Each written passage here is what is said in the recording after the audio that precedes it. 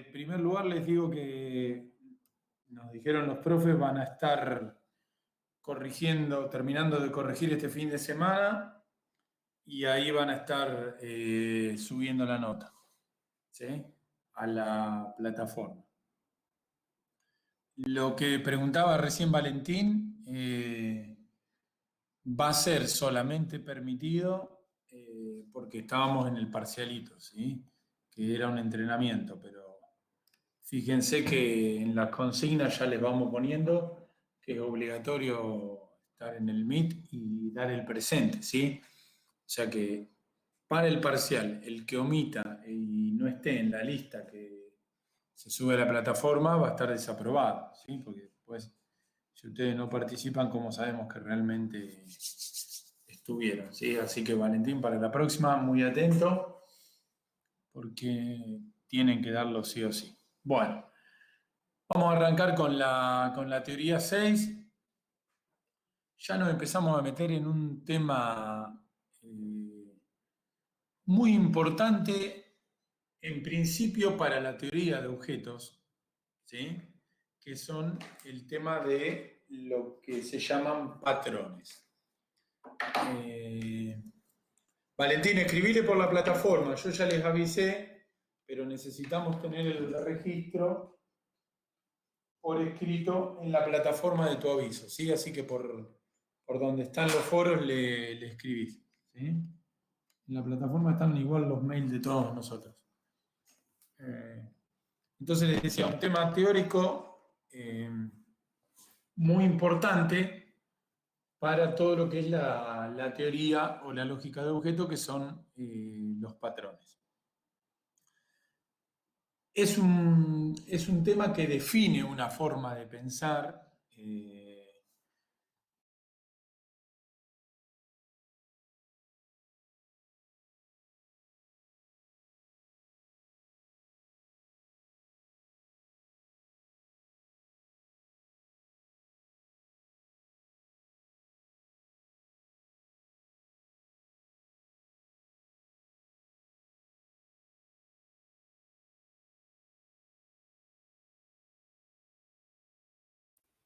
¿Te muteaste, profe? Profe, no se te escucha. Perdón, se me silenció.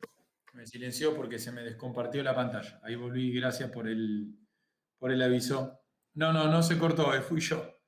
Le decía, entonces, patrones es un tema teórico que define una forma de trabajo independiente del lenguaje de programación que utilicemos.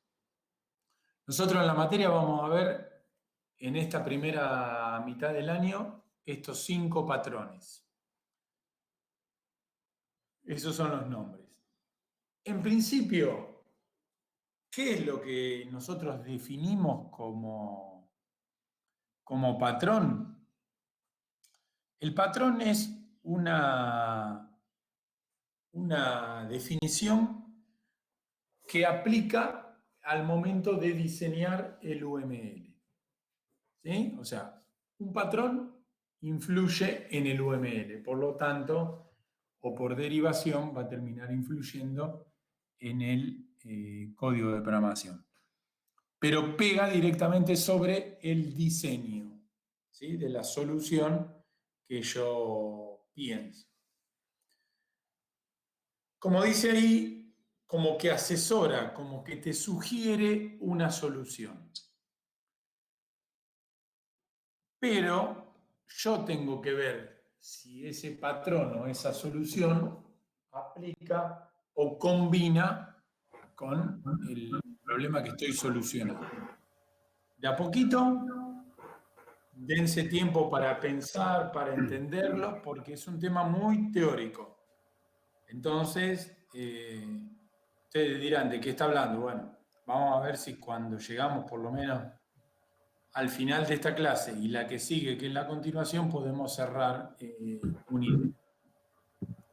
Se supone que hace muchos años un grupo de instituciones con gente muy especializada en la metodología de objetos se sentó y detectó que había muchos problemas comunes al momento de diseñar una aplicación basada en objetos, ¿sí? Como que determinadas situaciones que ahora vamos a ir viendo se repetían en los UML que iban circulando por toda la gente que formaba parte de la programación orientada a objetos, ¿sí? Podríamos decir a nivel mundial. Entonces, ¿qué hizo este grupo de personas o de organismos con personas adentro? Dijeron, bueno, vamos a plantear estas soluciones comunes en un libro, en un documento, y a cada solución le vamos a poner un nombre y una descripción. Eso es lo que se llamó patrón, encontrar casos comunes que se repetían en toda la comunidad, lo escribieron y lo formalizaron. Nosotros, ¿qué tenemos que hacer? Es ver si el problema que tenemos que solucionar coincide con alguno de estos patrones predefinidos y de esa forma inspirarnos en la solución genérica. Obviamente es, como dice acá, una inspiración, una manera conveniente de, pensando en ese patrón, reutilizar código que ya fue escrito por otra gente, ¿sí? Entonces, resumiendo o cerrando un poco este palabrerío que estoy diciendo que no dice nada, en definitiva, la definición es, un patrón es una solución a un problema determinado. Se supone que para ser patrón, el problema fue recurrente o apareció en montones de sistemas orientados a objetos, entonces se lo considero una solución común. Ahora vamos a ir viendo cuando veamos el primer patrón. No todos los UMLs que nosotros hacemos son un patrón ni aplican un patrón, ¿sí? Sino que esas soluciones comunes que pasaron a llamarse patrones tienen que cumplir con este punteo. Solucionar problemas reiterativos, o sea, que se dan frecuentemente en la programación orientada a objetos, que esa solución esté probada y esté comprobado que es una buena manera de solucionarlo. No son casos obvios, ¿sí? No estamos hablando de cosas hiper sencillas y obvias. Y la solución sugerida, digamos, el patrón sugerido, indica cómo hacer el UML, indicando las clases, algunos atributos y métodos y las relaciones entre ellos. Acá tienen otra definición. Esto hacemos hincapié en la definición teórica,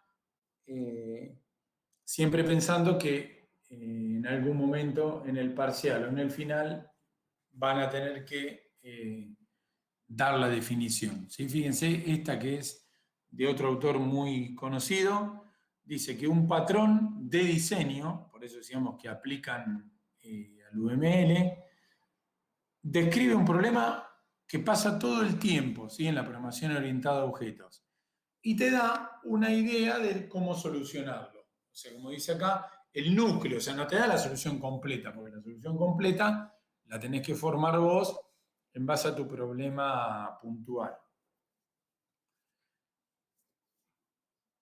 Entonces, me sugiere un núcleo de solución y yo lo que puedo hacer es utilizarlo y meterlo en mi problema.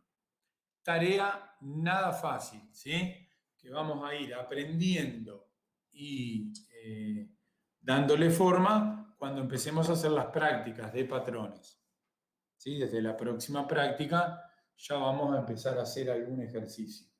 Y en el cuatrimestre que viene vamos a tratar de estos 5 patrones, empezar a programarlos un poquito, ¿sí? Empezar a bajarlos a código, además de meterlos en nuestro UML. Así que para que vayan viendo para dónde vamos a ir. Patrones hay 30, más o menos. Nosotros en este cuatrimestre vamos a ver los 5 más utilizados. Las categorías de los patrones de diseño son estas 3 que ven en color verde.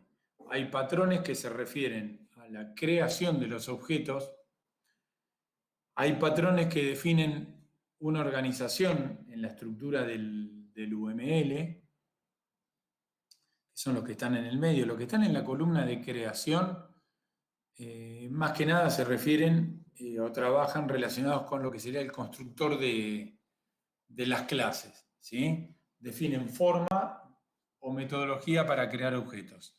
Los del medio aplican mucho en la estructura general del UML, ¿sí? Donde me sugieren soluciones que tocan un poco el corazón de mi UML, afectando a varias clases. Y los que están en la tercera columna, que se llaman patrones de comportamiento, se refieren un poco más puntualmente a cómo trabajan algunos métodos dentro de las clases del UML, ¿sí? Entonces fíjense que los patrones le van pegando como a 3 aspectos del UML. A la construcción, a la parte de la estructura general y a la parte de comportamiento o la metodología interna de los métodos. Ahora lo vamos a ir picoteando con algunos. Insisto, es un concepto muy nuevo, muy importante, pero que les va a tomar tiempo asimilarlo, ¿sí? Así que no pretendan ni hoy, ni la semana que viene, ni la otra, que el concepto esté totalmente incorporado, sino que le tienen que dar tiempo para ir entendiendo la metodología y la filosofía de los patrones, ¿sí? Con calma y acompañado siempre, como decimos, con la realización de la práctica.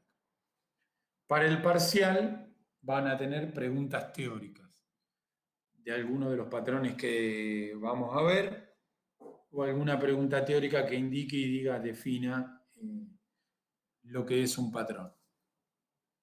¿Sí? Vieron que con esta metodología, digamos, de examen remoto o a distancia o virtual, como que pierde un poco de sentido la pregunta teórica en el parcial, ¿sí? Porque básicamente lo único que tienen que hacer ustedes es copiar y pegar, entonces como que pierde un poco de sentido.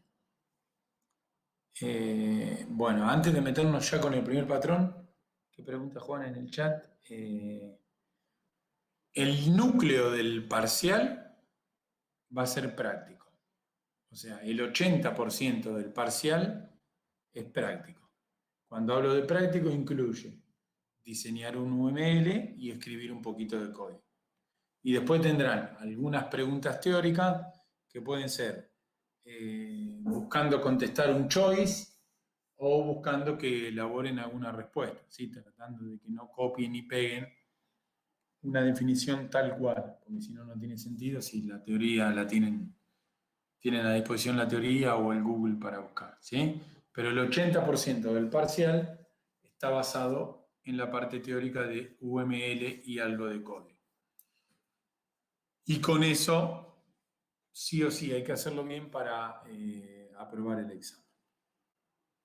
Bueno, ¿alguna duda con esta ensalada de palabras, digamos, que es como para definir lo que es un patrón? Sí, Augusto, solamente el parcial y las entregas que por ahí le van pidiendo los chicos son importantes porque pueden ayudar al que esté muy, muy justito, muy cerquita en el parcial, lo compensamos con alguna entrega que le van pidiendo los chicos. ¿Sí? Pero aprobando el parcial se aprueba todo. Bueno, si haces bien el parcial, estaríamos bien, ¿sí? Las entregas ayudan a formar la nota en el caso de que esté muy justo o necesite, ¿sí? Igual el tema de pedirle las entregas es también para que ustedes vayan viendo cómo van, en qué se van equivocando y ese tipo de cosas, ¿sí? Por eso, como poner ahí, por más que lo hagas mal, la idea es que tengas una devolución para poder ir mejorando en la forma de trabajar, ¿sí? Porque por ahí ustedes se creen que lo están haciendo bien y cuando se lo miramos nosotros decimos, no, mira, acá está mal, acá está flojo y ese tipo de cosas. Y lo mismo con el parcialito, la idea fue que tengan un poco esa adrenalina de resolver un UML y entregarlo y ya estar preparado con qué herramienta usaron, cómo lo suben en la plataforma y ese tipo de cosas. ¿Ah? Bueno, retomemos. Vamos al primer patrón, Observer. Ahí lo están viendo en el dibujito inicial, que no tiene nada más que ese dibujo. Este patrón se va a referir a cuando se produce una situación donde una clase o varias están mirando a la otra clase. ¿Sí? Esas dos personitas donde con un largavista, digamos, está mirando a la otra, sería el patrón observer me va a empezar a formar una idea de cómo tengo que hacer cuando estoy observando a una clase y esta sufre algún cambio. Vamos a profundizar un poco. Fíjense, ¿qué pasaría, si yo tengo tres aplicaciones, que serían estos tres cuadraditos? Pueden ser páginas web, lo que ustedes quieran, y las tres páginas están monitoreando todo el tiempo al valor que hay en el círculo, acá abajo. ¿Y cuál es la tarea de estas páginas? Cada vez que cambia el valor de A, B o C, estas páginas tienen que actualizarse, ¿sí? Por eso el patrón se llama Observer. Resuelve un problema de observación. O sea, tenemos tres elementos, pero pueden ser la cantidad que yo quiera, observando las variables que hay en este circulito, los valores de este circulito. Cuando el círculo cambia, las tres páginas deben actualizarse. Si yo quiero llevar esto a una situación real, ¿qué páginas se imaginan que tendría hoy en día mirando todo el tiempo un valor y cuando este valor cambia, se actualizan? A ver, ¿a quién se le ocurre? La de los dólares. Perfecto.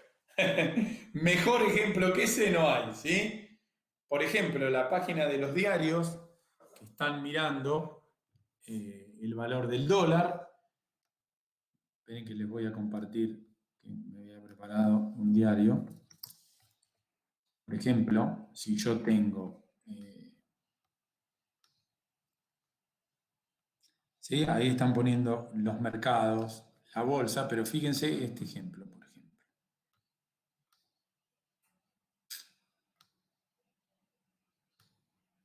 Esperen que ahí va. ¿Sí? Por ejemplo, este diario, ahí tiene todo el tiempo esta plaquita con el valor del dólar, ¿sí? Con esta cotización. Y acá va cambiando en tiempo real, ¿sí? O sea, todo el tiempo que esto se modifica va cambiando. Puede ser el valor del dólar, fíjense que acá también tiene valores relacionados con la bolsa.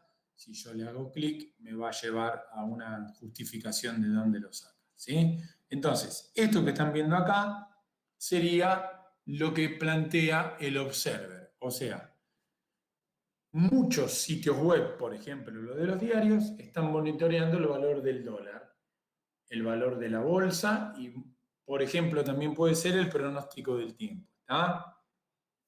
Entonces, ¿qué es lo que necesitan estas páginas? Que me están diciendo, por ejemplo, el dólar blue en este momento está a 150. ¿Qué necesitan? Que cuando la cotización del dólar blue cambia, ellas se notifiquen y actualicen el valor. Eso es lo que plantea el patrón Observer. O por ejemplo acá, en el dólar bolsa y el contado con liqui, que esto está sacado de la bolsa de valores, cada vez que ese valor en la bolsa cambia, alguien me tiene que avisar para que yo lo actualice en el sitio web, desde ya que es automático, ¿no? Pero no es Es una relación donde yo lo muestro, pero el valor de otro lado. Otro caso, a ver quién se le ocurre, que lo podríamos aplicar al celular. Mi celular está monitoreando montones de cosas en tiempo real. A ver a quién se le ocurre un ejemplo. La hora. La hora, ¿La temperatura? la temperatura, el pronóstico y alguna aplicación de la que ustedes tienen en el celu que esté todo el tiempo monitoreando si yo tengo algún cambio. La ubicación. La ubicación y algo más puntual que ustedes usan todo el Las tiempo. aplicaciones de mensajería. Exacto, ¿sí? Cualquier red social, por ejemplo, que ustedes tengan instalada en el celu, la que quieran, Facebook, WhatsApp, Instagram, Twitter, todo el tiempo están haciendo esto que plantea el patrón Observer, porque en realidad el diario, por ejemplo, está interactuando con una cotización del dólar en varios lugares. Ahora, mi celular, ¿con quién está interactuando? Con todos los servidores de las redes sociales que cuando alguien me escribe, me envían una notificación. ¿Sí? Pero piénsenlo de esta manera. No es mi celular el que le está preguntando todo el tiempo a WhatsApp, che, alguien me escribió, che, alguien me escribió. Porque si no, imagínense que nuestro celular estaría todo el tiempo preguntándole a todo el mundo y no nos alcanzarían los datos, no nos alcanzaría la batería. ¿Sí? Nuestro celular, cuando alguien nos manda un WhatsApp, el servidor de WhatsApp es el que le envía la notificación a mi teléfono. ¿Sí?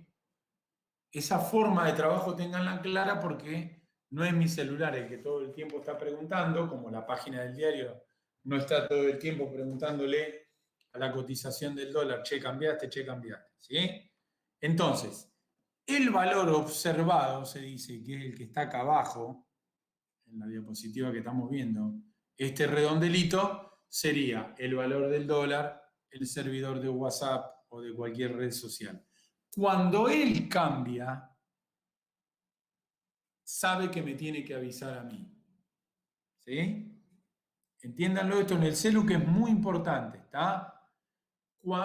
Mi celu no está preguntándole a nadie, sino que cuando alguien me escribe un WhatsApp, mi WhatsApp va al servidor de WhatsApp y es WhatsApp el que me tiene linkeado con el celu y me dice, che, hay algo para vos. ¿Está? Esto obviamente está diseñado así porque de esta forma se minimiza el tráfico de datos. Bien, entonces el patrón observer trata de decirme, bueno, esta situación, que si ustedes miran a su alrededor, como recién intentamos empezar a pensar, pasa todo el tiempo en 1.000.000 de aplicaciones, o sea, todo el tiempo hay algo que cambia y hay alguien que se tiene que enterar. Entonces el patrón me dice, bueno, cada vez que tenga que modelar este problema en objeto, vamos a hacerlo de la siguiente manera, que es lo que vamos a ver ahora. Ahora, ¿alguna duda con la definición del problema antes de que veamos la solución en objetos? ¿Se entiende lo que estamos planteando, no? A ver. Sí. Bien. Acuérdense, vamos a repetirlo por las dudas que alguien no pregunte, pero tenga dudas. El objeto observado, cuando cambia, tiene que avisarle a determinados objetos que tienen que enterarse del cambio. Cuando el dólar cambia, le tiene que avisar a los diarios. Cuando el servidor de WhatsApp recibe un mensaje para mí, me tiene que avisar a mi teléfono, che, te llegó esto. O cuando llega un WhatsApp para un grupo de WhatsApp, el servidor tiene que avisarle a todos los teléfonos que forman parte de ese grupo, che, te llegó este WhatsApp. Y así me notifica. ¿Está bien? Es muy interesante la forma de trabajo de este patrón porque es tan genérico que aplica por todos lados.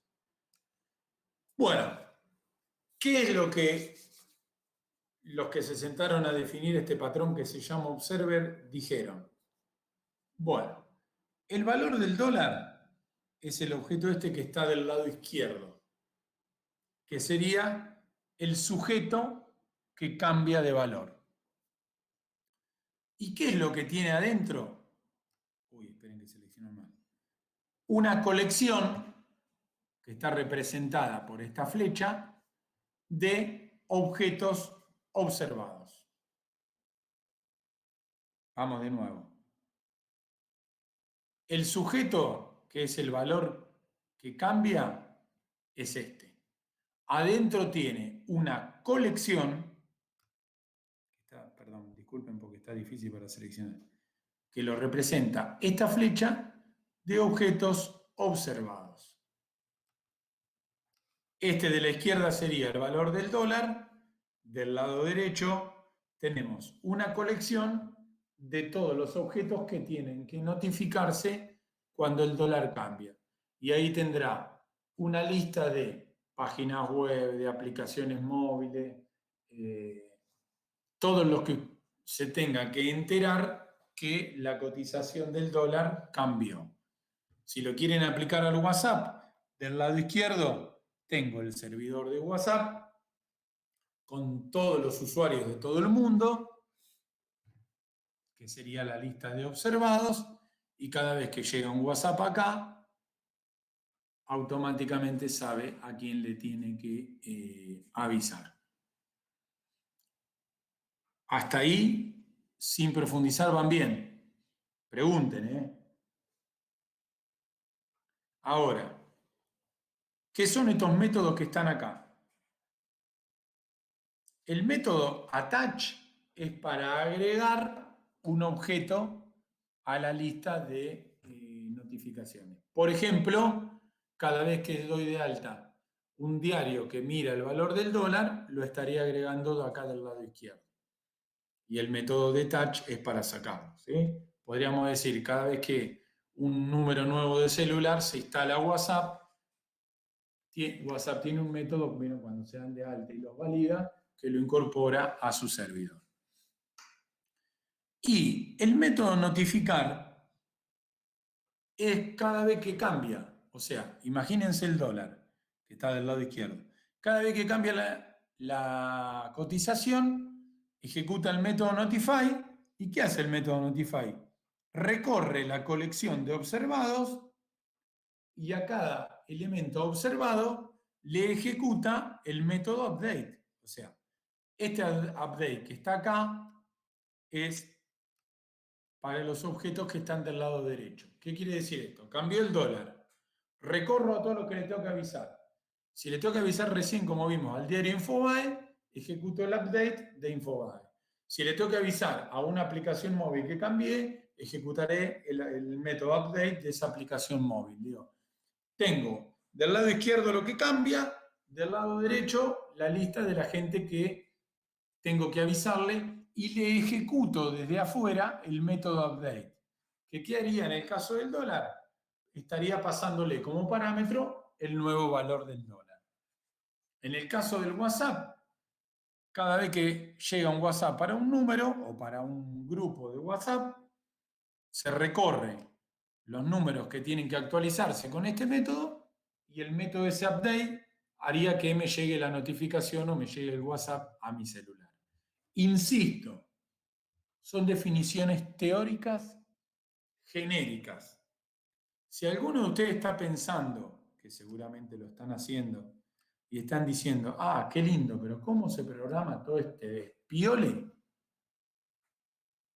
Es tema para más adelante. ¿Se acuerdan cuando decíamos el método de arrancar de un auto? Y yo les decía, ¿cómo se programa? No importa. Más adelante veremos porque son millones de líneas de código. Bueno, acá aplica lo mismo, ¿sí? Todo muy lindo el patrón, muy linda la definición teórica. Ahora, si alguno de ustedes me dice, bueno, ¿cómo se programa el método attach? Y en cada caso puntual serán un montón de líneas de código que hay que escribir, ¿sí? Y siempre cuando el patrón, que obviamente las clases y los nombres están en inglés, siempre como lo están viendo acá, siempre van a encontrar esta relación donde las clases de arriba son como clases abstractas que definen el modelo y después van a encontrar clases hijas con la palabrita concret como sujeto concreto y observado concreto, que serían las clases hijas que implementan esos métodos. Pero básicamente lo que está arriba y está abajo es lo mismo. Pero los patrones lo plantean como clases abstractas arriba y como clases concretas abajo. Pero fíjense que es muy interesante la forma de solucionarlo porque a mí no se me habría ocurrido seguramente, si yo no conozco este patrón, tener una lista de objetos a notificar cada vez que cambio, ¿sí? Y desde el sujeto ejecutar el update de la clase observer. ¿Qué opinan de esta solución? ¿Los sorprende? Dicen, la ven interesante. Insisto, sin pensar en cómo programarla. Digo, hacía con un golpe de vista por primera vez de la solución modelada. ¿Qué opinan? A ver, ¿a quién se anima a hablar, a compartir algo? Para decir, es muy buena, es muy fantástica, es muy ambiciosa. Digo, ¿qué opinan? ¿Te da curiosidad de saber cómo se programa? Sí, tu comentario está genial porque, a ver, todo muy lindo en el UML, listo, ya quiero saber cómo lo programo, ¿está? ¿Alguien más que quiera decir algo?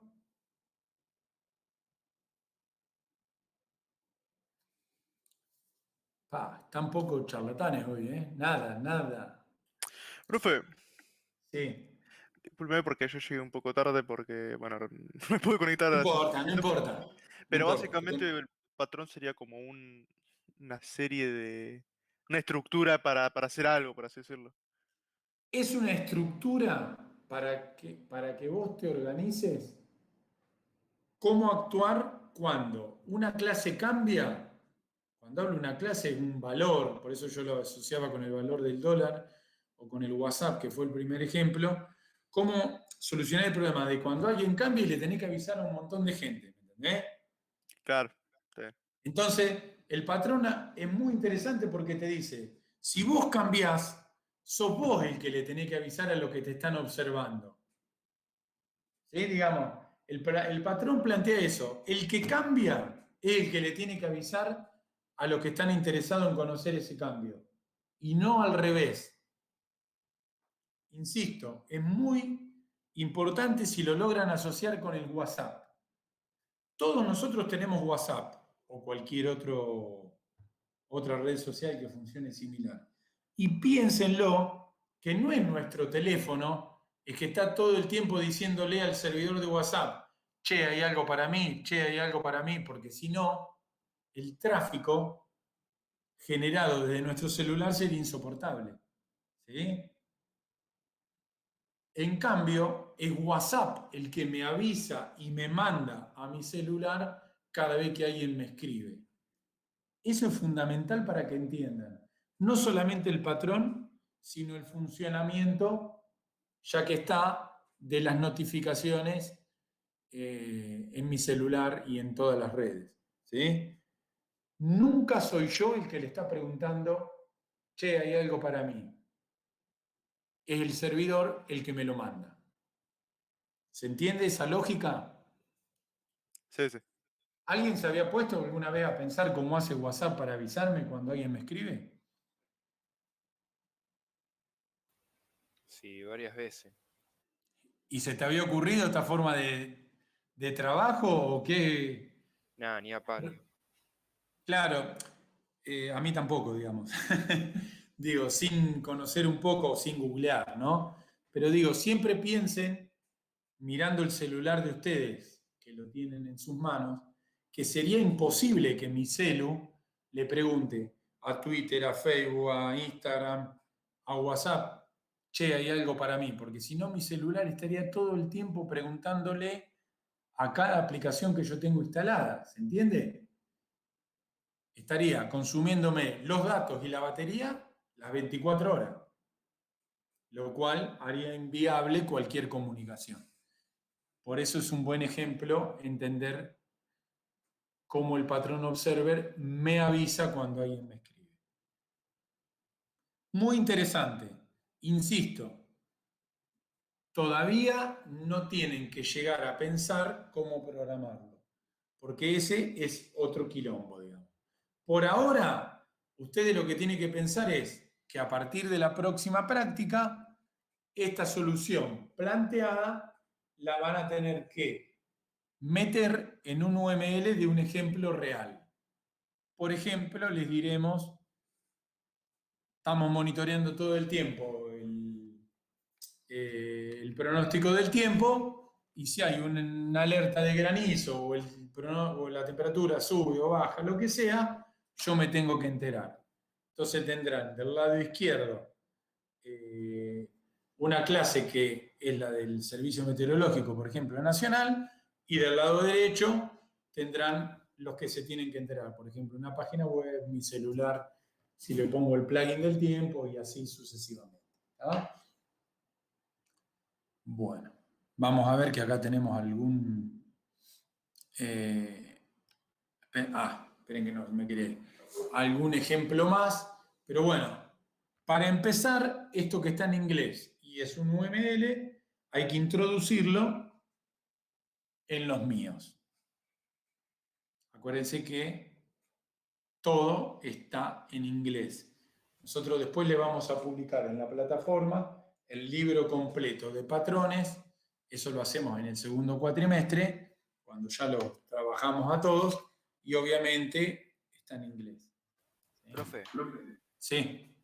lo que no entendí el tema del sujeto concreto. ¿Por qué señala al sujeto? Porque siempre los patrones te plantean la parte de arriba vendrían a ser clases abstractas, el sujeto y el observado. Y lo único que hacen es definir los métodos que van. Y le llama al sujeto concreto a la implementación real. ¿Entendés? Es como si esto fuera una clase abstracta y vos podés decir, bueno, listo, la clase que maneja el valor del dólar sería la clase concreta, la que va a tener código en los métodos ahí adentro. ¿Sí? Una cosa así.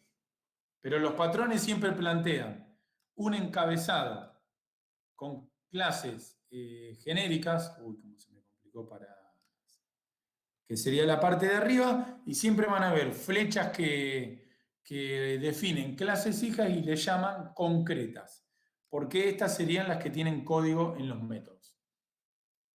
Es medio raro de asimilar, pero siempre lo plantea así.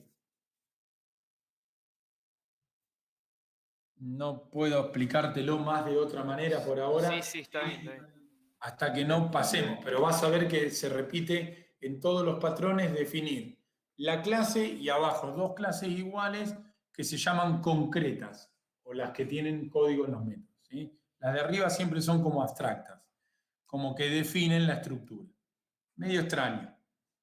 Igual, hoy vamos a terminar la clase y no van a entender nada, es muy probable. ¿Eh? Y la clase que viene, que también es de patrones, y la otra, vamos a seguir aprendiendo cosas nuevas y recién ahí van a poder ir organizando un poco, digamos, la forma de pensar. ¿Ah? Bueno, vamos a ver el segundo patrón de hoy. No desesperen porque son 3 nada más, no vamos a ver demasiada cantidad. Para plantear un ejemplo, supónganse que tenemos que modelar un file system, o sea, si usan Windows o Linux, las estructuras de archivos que ustedes tienen. ¿De qué se componen? Se componen de archivos y de carpetas. ¿Estamos de acuerdo? ¿Están de acuerdo? Sí, Hablen un poco, sí. si no nos aburrimos, claro. Bueno, tengo carpetas y archivos, y una carpeta dentro puede tener más carpetas y archivos, y así se forma una estructura que puede ser muy profunda. ¿Ah? ¿Y hasta qué sería? Una especie de recursividad, ¿sí? Porque tengo carpeta con carpeta y archivo adentro, y cada carpeta tiene más carpetas y archivo. Y así una profundidad que puede no tener fin. ¿Sí? ¿Y qué datos manejo de esa carpeta y archivo? Lo que dice ahí. ¿Cuáles son los datos principales? El tamaño, el nombre y los permisos, como un agregado, más que nada si usan Linux y eso.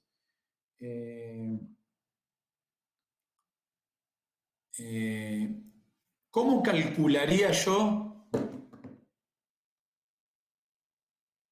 el tamaño de una carpeta?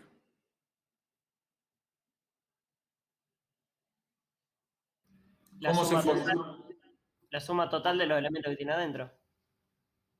Bien, Claro, con el peso de todos los archivos que tiene la carpeta. claro, con el peso de los archivos más la carpeta. Y ahí vuelvo a lo mismo. El peso de esa carpeta que tengo adentro de otra carpeta se vuelve a formar por lo mismo. Por el peso de archivo más carpeta, digo. Es recursivo, ¿sí? Se van dando cuenta, ¿no?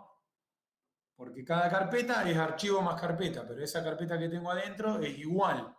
Y así se va repitiendo hasta formarse una especie de, como ven acá, como de un árbol, ¿sí? Donde yo voy profundizando y recorriendo todas las carpetas para ir, por ejemplo, calculando el tamaño de todos los archivos que hay adentro.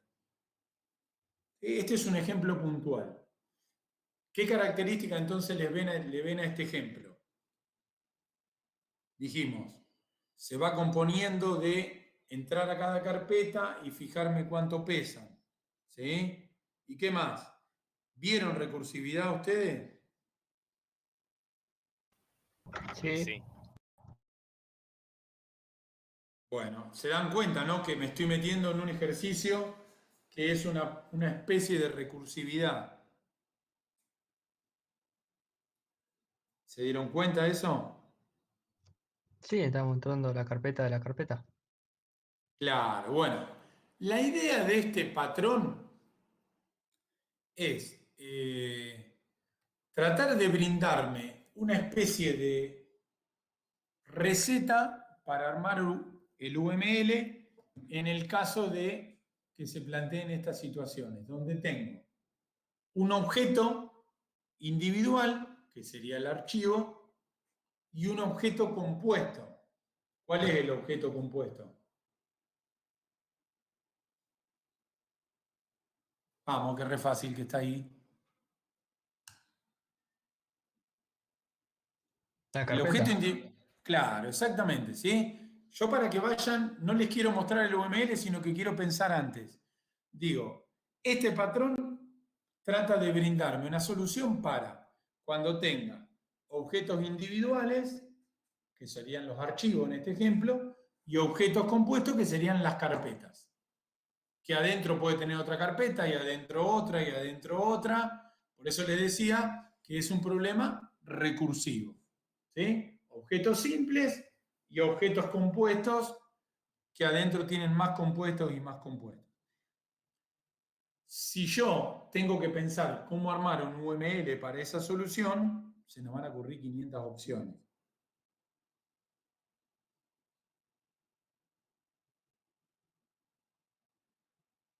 ¿Se les ocurre algo a priori, así tirando algún comentario, a ver qué les sale?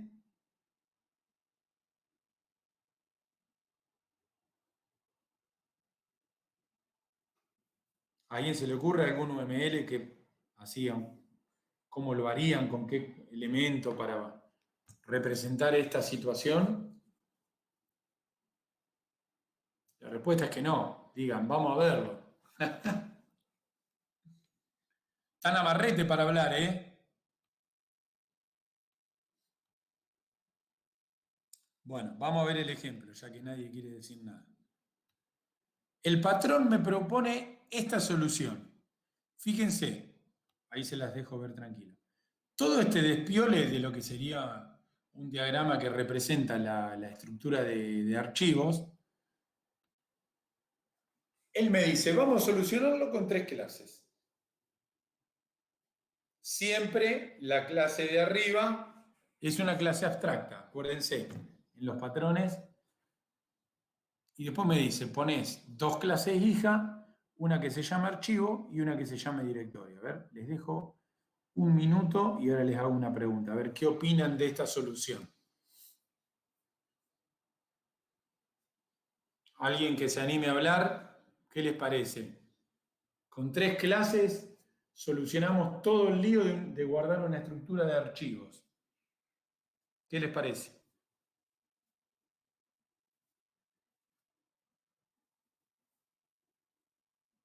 Vamos, algún valiente que hable, que lo entienda.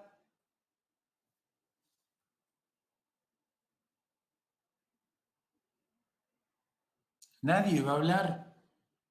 Lo estoy leyendo. Muy Sí, bien, eso ya es hablar. estoy tratando de entenderlo. Fíjate que, ¿quién es el que está hablando? Decime tu nombre. No sé de quién lo No, tu escribiste. nombre. ¿Ah, yo? ¿Sí? Mateo. Bien. A ver, Mateo dice, estoy tratando de leerlo. Bien. Porque me desorienta, o sea, te propone esta solución muy cortita. Fíjense que lo que plantea es una clase arriba, que sería nodo, que es una clase abstracta, y después me dice, las clases hijas van a ser 2. Una que va a representar a los archivos, que fíjense, tienen como atributo tamaño, porque los archivos son los que tienen el tamaño real, en kbytes. ¿Está bien? Y un método tamaño que me va a devolver el tamaño. Y la otra clase hija es una clase directorio. En este ejemplo le pone directorio, vamos a poner lo que queramos.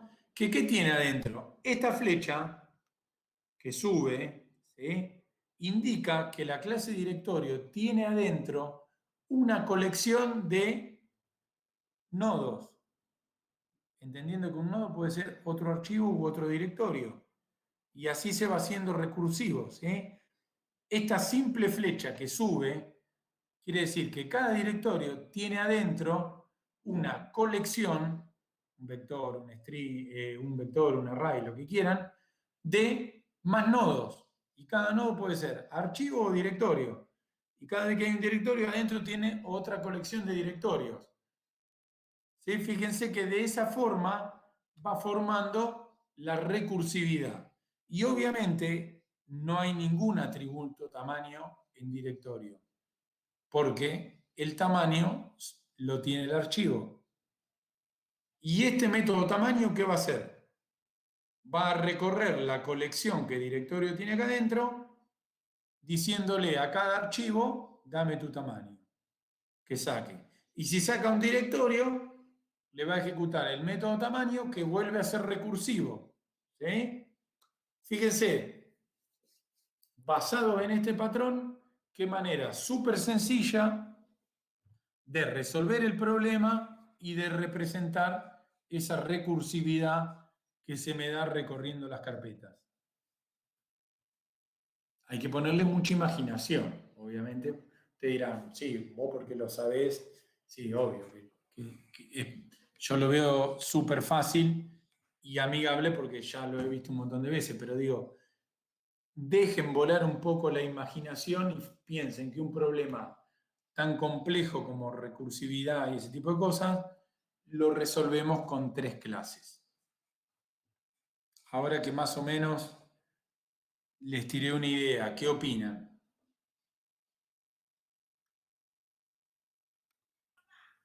Que la verdad no se me hubiese ocurrido. Mal. Eh, No se te ocurre ni loco eso. A sí. simple. Así. Incluso, fíjense, qué solución ingeniosa y de qué manera simple lo resuelve. ¿Está?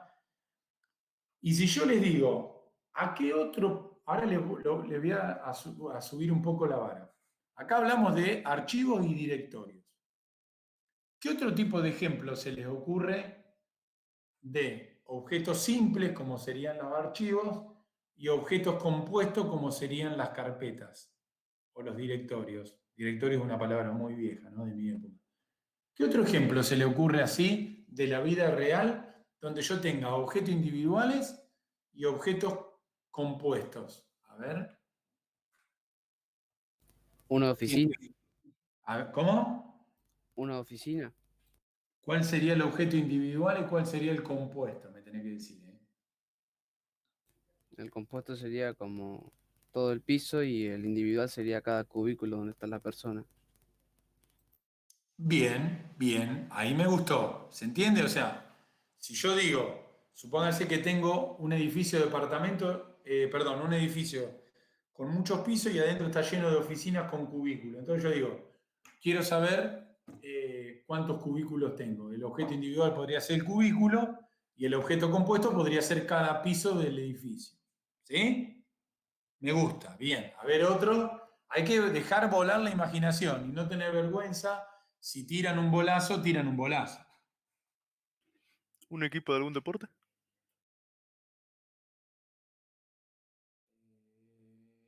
Una Objeto universidad. individual. A ver, sí, me gusta el de universidad. A ver, ¿cuál sería el objeto individual? El alumno. Bien. El directorio, o sea, la carpeta sería el aula, puede ser.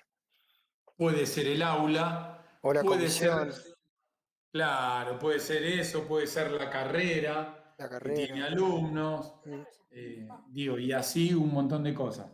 Si yo se los traslado, por ejemplo, cuando voy al supermercado, podría ser un alfajor y una caja que tiene alfajores. Una leche y un pack de leches.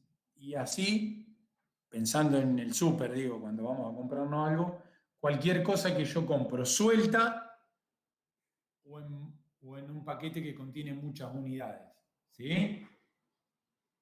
¿Se dan cuenta más o menos? Sí, sí. Sí, sí. En la práctica, yo para ir llevándolo, ¿qué tipo de ejercicio vamos a hacer en la práctica? Por ejemplo, vamos a modelar. Un ejercicio que diga, tengo alfajores y tengo una caja de alfajores. Y tengo que calcular el precio de la caja de alfajores. Perdón, el peso. Entonces, en lugar de acá, del lado izquierdo, voy a tener el alfajor y en lugar de tamaño voy a tener un atributo que se llame peso. Y del otro lado voy a tener la caja y este método que se llama peso, lo que va a hacer es, va a recorrer la colección de lo que tenga dentro, preguntándole a cada alfajor cuál es su peso. Sería como un for, pero haciéndolo con clases. Claro, exactamente. En realidad es una colección de objetos nodo, si querés para usar el nombre de arriba, y cada vez que la recorro lo que voy sacando es lo que vos decís, voy sacando una clase, que puede ser un archivo o un directorio, o puede ser un alfajor o una caja de alfajores, o cualquier ejemplo de los que usamos. ¿Sí? Pero es una colección de objetos, archivo o directorio, o alfajor, caja de alfajor. Y cada elemento que saco le digo, che, ¿cuál es tu tamaño o cuál es tu peso? Y así lo voy trabajando. Es una solución súper ingeniosa, muy simple, y que si ustedes van a ver a medida que avancen no solamente con la materia, sino que empiecen a pensar en casos reales que hay que programar, aplica muchísimo en la mayoría de los sistemas que hacemos. Porque siempre hay objetos sueltos y contenedores de esos objetos sueltos. Como dijeron bien ustedes, los alumnos y la materia, los alumnos y la carrera, las materias y las carreras, y así puedo estar todo el día encontrando ejemplos. ¿Sí? El patrón Composite es muchísimo más común que el patrón anterior que vimos, que es el Observer. ¿Sí? Si el Observer le parece que está en muchos lugares, el Composite está, les diría, todavía más. Y es muy fácil de programar. Ya lo van a ver en el cuatrimestre que viene, cuando empecemos a implementar un patrón de esto de forma completa, que es muy sencillo de implementar. Pero fíjense, para empezar a abrir un poco más la cabeza hacia el mundo de los objetos, qué situación ingeniosa, y la única diferencia que tiene con una herencia es esta flecha que sube. Es muy importante que entiendan que la colección, o sea, la flecha que sube, siempre va del lado del objeto compuesto. ¿Sí? Y el que termina teniendo el valor final es el archivo, es el objeto individual. ¿Se entiende, no? El objeto compuesto es el que lleva la flecha para arriba y el objeto individual es el que tiene el atributo con el dato final. En el caso de los archivos, el tamaño, o en el caso del alfajor, como yo les decía, el atributo peso en gramos lo tiene el alfajor. ¿Sí? Bueno. Y la suma de todos los alfajores estaría en directorio. Exactamente. Tiene que grabarse eso, ¿sí? El que suma y calcula es el compuesto, el de la derecha. Pero el que tiene el valor final chiquitito individual es el de la izquierda. Piensen que una carpeta se compone de el tamaño de los archivos. Una caja de alfajores se compone su peso de lo que pesa cada alfajor, ¿sí? Y así lo pueden aplicar a una caja de azúcar, de lo que quieran. Aplica para todo, por eso digo, no meternos. Pero esa asociación que vos planteás y que yo trato de hacerle hincapié, lo tienen que tener re claro. El compuesto sube, pero no tiene el valor final. Y el individual tiene el valor real, en kbyte, en gramos, en lo que se les ocurra. Bueno, acá tienen, no se me confundan, pero tienen un pasito más del patrón composite. ¿Por qué? Porque yo puedo tener un objeto compuesto que puede estar adentro formado por muchos individuales, ¿sí? En este caso, yo puedo decir, un picture, puede ser una foto, un gráfico, un dibujo, se puede componer de líneas, rectángulos y texto, digo, para que vean que este patrón composite, nosotros no vamos a hacer ejercicio tan complejo como este, ¿sí? Pero para que ustedes vean que el compuesto siempre es uno solo, pero puede haber muchos individuales, ¿sí? Por eso les decía, el composite aplica muchísimo y es muy interesante este diagrama. No quiero que se confundan ni que piensen que van a hacer todo este quilombo, pero fíjense que los objetos individuales pueden ser muchos. ¿Lo quieren aplicar con el ejemplo del súper? Yo puedo decir, tengo una caja de oferta, que es el objeto compuesto, y adentro que puede tener muchas golosinas, que yo, alfajores, caramelos, pum, pum, pum, y cada uno tiene un peso distinto, si quieren jugar un poco. Se dan cuenta, ¿no? Que este patrón tiene un poder de crecimiento muy grande. Aunque no lo crean, ejercicios de este tipo van a estar haciendo para fin de año. Sin asustarse ni sin agarrarse de los pelos, este tipo de ejercicio lo van a estar programando a fin de año y van a ver que lo van a hacer con total naturalidad. Obviamente después de ir trabajando siempre con la práctica todo el año. Yo para que vean dónde pensamos que ustedes van a llegar en el diseño y en la programación, ¿sí? Así que van a avanzar muy rápido y muchísimo. Bueno, el último patrón por hoy, antes de que me odien y se peguen un tiro o se vayan del Meet, es muy cortito, pero es súper importante. Fíjense este ejemplo. Tenemos un archivo que tiene un valor, en este caso le llamamos de configuración, o sea, un valor único. Y todos los objetos que forman parte de ese problema o de ese UML lo tienen que consumir. ¿Sí? O sea, la idea es la clase que tiene la configuración o el objeto que tiene la configuración se puede crear una única vez y no más veces. ¿Sí?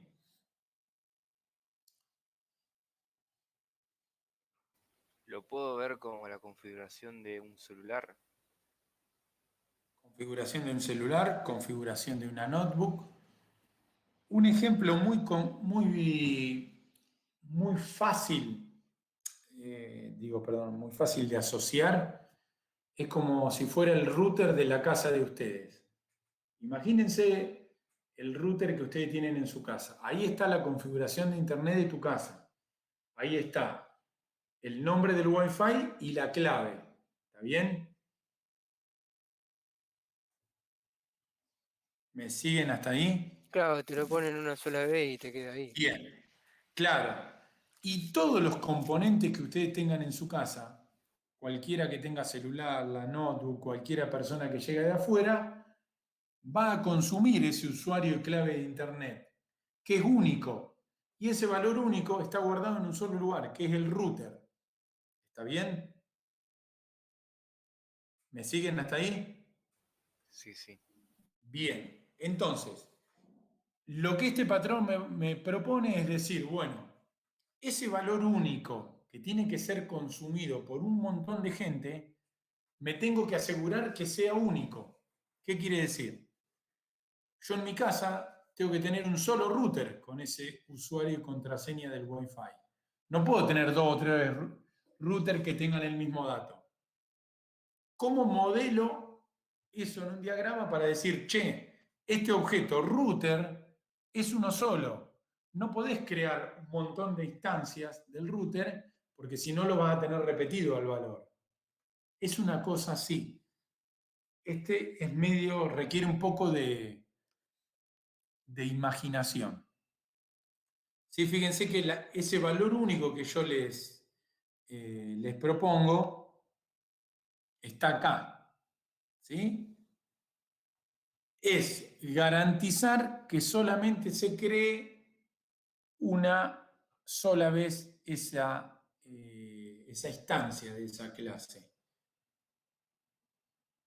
Va por ahí. O sea, imagínense en el mundo real, como yo les decía, en tu casa, que solamente exista un router.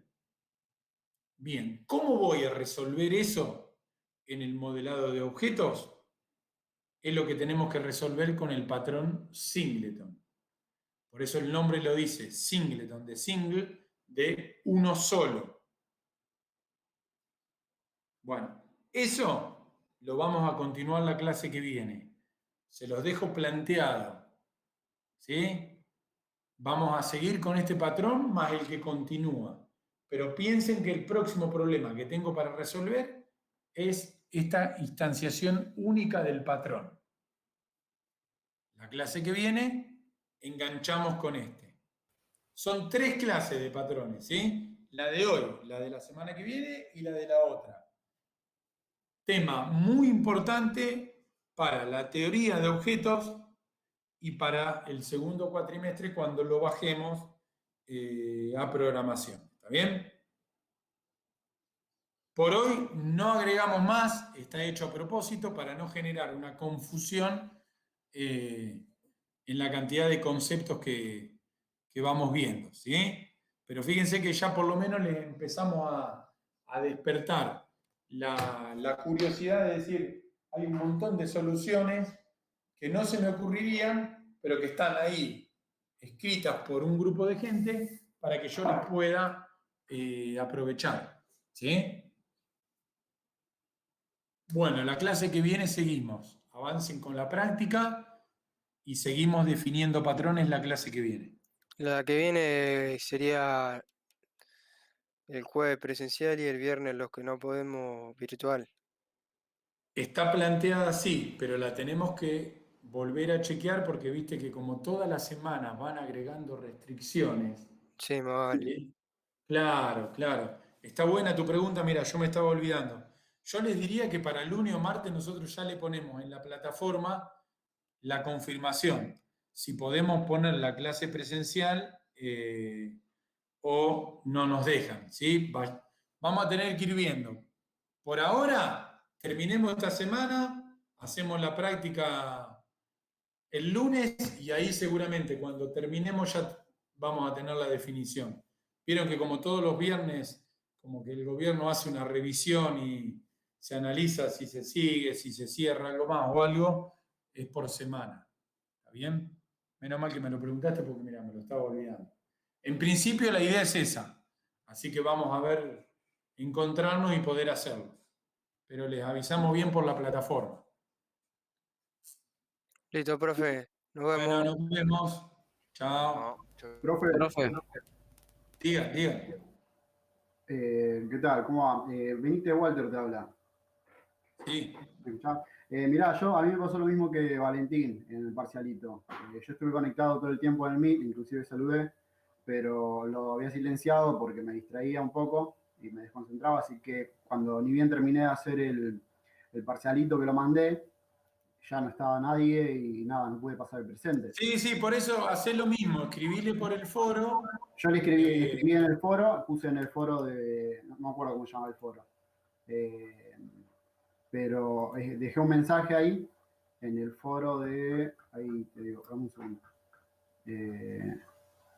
En el foro de consultas puse un tema nuevo y puse asistencia parcialito. Está bien, yo ahora le aviso después que te lo contesten, queda tranquilo. Y yo a Nelson le mandé igual un mail. Sí, igual Sí. piensen que solamente va a ser admisible porque este era un parcial de entrenamiento y de práctica. Sí. Para el parcial de aprobado de la cursada, sí o sí tenés que dar el presente por Meet. Son 2 segundos, ¿sí? Sí, no, fue o sea, nada, la colgué. Por eso, en este no tenemos problema, pero piensen que después es obligatorio en el Meet dar el presente.